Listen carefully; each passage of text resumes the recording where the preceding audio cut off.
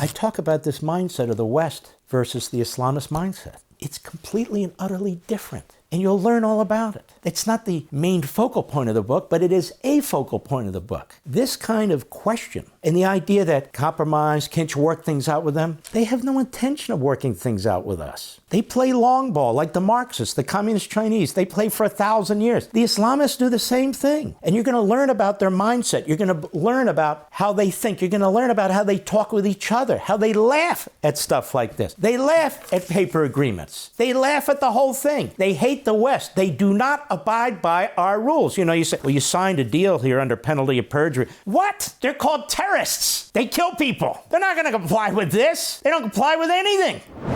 Douglas Murry is not only brilliant, he's a deeply moral man, and he's got a lot of guts. He's been viciously attacked by Joe Rogan. He's been viciously attacked by Tucker Carlson. He's been viciously attacked by their entrails. Why? Because he supports Israel. And you see, there are thugs and bullies out there who want you to believe that Israel is a problem. And we've heard this crap in the 1930s about Jews. We hear it all the time out of the Islamists. And a lot of these people, I don't know all, and I'm not saying all, and I'm not even saying who, directly and indirectly, they get money from individuals who support these entities in the Middle East. Money to have their own platforms. Others are just ignorant. Others are just bigots. But when it goes on and on and on, that's not stupidity, that's a pattern. Douglas Murry is one of a relative handful of voices, although the voices are growing and pushing back because they don't want to be viciously attacked on the internet, on podcasts, on subscription platforms, because that's what happens. I don't give a damn. My skin is so thick. Bring it on, baby. Bring it on. And I will push back. Douglas Murry pushes back too. He doesn't have a platform. He's a guest on programs. He goes to these places about which he speaks and writes, whether it's Ukraine, whether it's Israel, whether it's Gaza. He was born in Britain. He's not Jewish. I don't even know if he's religious. It doesn't matter. We're talking about humanity and the future of mankind. That's what we're talking about. That attack on 9/11 I just referenced, what was that an attack on? Tel Aviv? Jerusalem? Israel? It's an attack on us, the United States of America. They hit us right in the center of our biggest city. They hit our Pentagon. They wanted to hit either the White House or Congress. Can you imagine what they would do with a chemical weapon or a biological weapon or an atomic bomb? That's what people like me are concerned about. We don't forget 9/11. Never forget. We don't forget that these people are Islamist Nazis. We don't forget that they chant, to destroy America. We don't forget how they celebrated 9/11. Douglas Murry has a lot of guts. And I try to bring people on this program, on my other programs, who have integrity, who are moral, who are right-thinking, and who believe in humanity, and America, and freedom.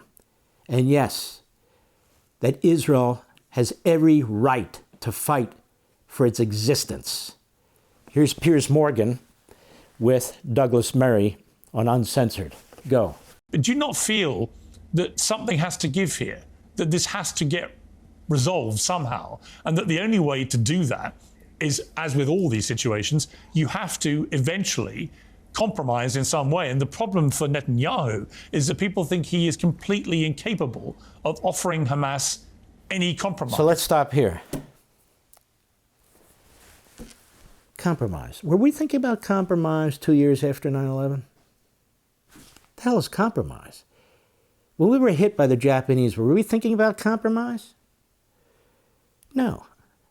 We were on a war footing and we weren't going to stop. Did we agree to surrender demands of the Japanese, which were half surrender and half not? A ceasefire? No, we dropped 2 atomic bombs. What is this? What is Israel has to constantly have ceasefires? Israel has to constantly compromise with an entity that keeps killing its people. It's crazy. So even the question is absurd. Let's hear the answer. Go. Therefore, there is no deal. So the families of the hostages still there, and hundreds of thousands of protesters in Israel on the street to Tel Aviv right now, they are of the firm belief that it's his own intractable position on this, which is not going to allow... So you see, it's Netanyahu's fault. I would ask Piers Morgan, a Brit, was it Churchill's fault that he wouldn't give up either? When people say they want to slaughter you and they're slaughtering your people, I don't even understand. This is the problem. And by the way, seriously, in this book on power, which I am releasing on July 29th, I hope you'll pre-order your copy. I'll talk a little bit about it, a little more, in tomorrow's program. I talk about this mindset of the West versus the Islamist mindset. It's completely and utterly different. And you'll learn all about it. It's not the main focal point of the book, but it is a focal point of the book. This kind of question and the idea that compromise, can't you work things out with them? They have no intention of working things out with us. They play long ball like the Marxists, the Communist Chinese. They play for 1,000 years. The Islamists do the same thing. And you're going to learn about their mindset. You're going to learn about how they think. You're going to learn about how they talk with each other, how they laugh at stuff like this. They laugh at paper agreements. They laugh at the whole thing. They hate the West. They do not abide by our rules. You know, you say, well, you signed a deal here under penalty of perjury. What? They're called terrorists. They kill people. They're not going to comply with this. They don't comply with anything. And even worse, they believe their God tells them to do this. Go ahead. Any kind of ceasefire to be achievable. But there again, if I can say so, Piers, it's the same thing, which is the presumption that it's Netanyahu who is uncompromising. We end up with this, again, because Netanyahu is a democratically elected leader, and so it's assumed that some pressure can be brought to bear on him. In my view, it is not Netanyahu who's uncompromising. It's Hamas that's uncompromising. They could have handed back the hostages last October. They could have not done this.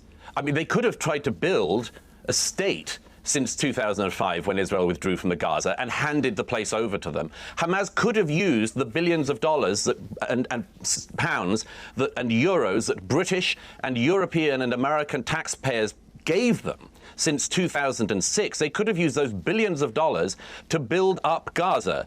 They could have made a booming, in the good sense of the term, Mediterranean paradise. They could have created wealth for their people. But you know what they did? They built down instead of upwards. They built a tunnel network bigger than the London Underground for all of those years, and they squirreled away the money, just like Yasser Arafat did before them, and they made themselves rich. Why was Ismail Haniyeh worth billions of dollars? Why does Khaled Mashal, why is he worth billions of dollars? Why are their children like princelings who live in apartment complexes in Doha? Because they took the money of Americans and Brits and Europeans and they took it for themselves and kept the people of Gaza in immiseration and poverty. There has been since 2005 a complete counterfactual of what could have happened.